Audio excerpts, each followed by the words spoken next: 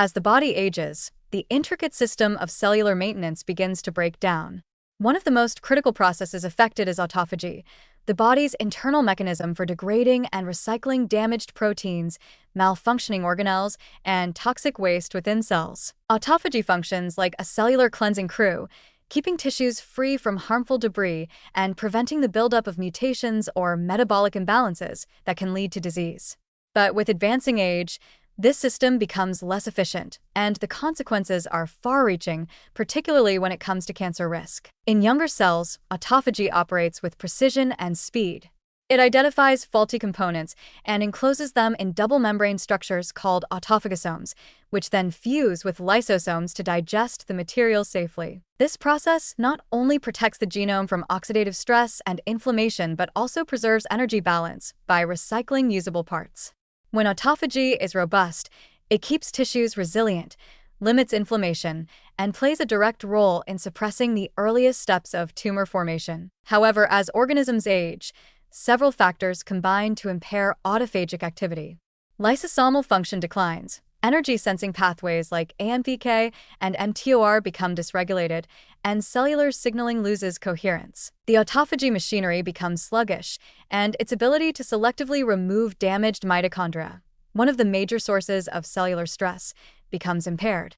Damaged mitochondria leak reactive oxygen species, ROS, causing oxidative DNA damage that may result in mutations, chromosomal instability, and the formation of precancerous cells. In essence, a failure to clean house on a microscopic level creates the ideal conditions for cancer to emerge. Worse still, the decline in autophagy is often accompanied by increased cellular senescence, cells that stop dividing but do not die.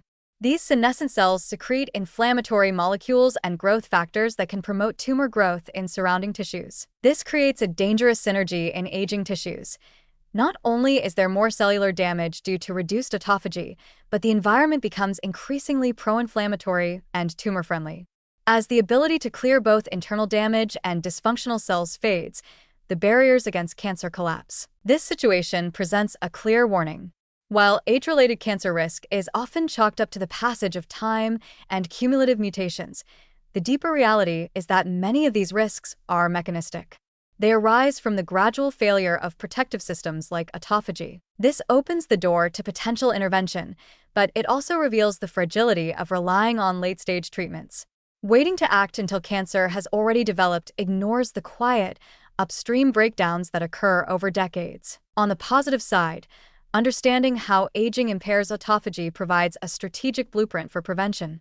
There is growing interest in ways to maintain or restore autophagic function through both lifestyle and pharmacological means. Caloric restriction, intermittent fasting, regular physical activity, and sleep optimization have all been shown to enhance autophagic flux, even in aging cells.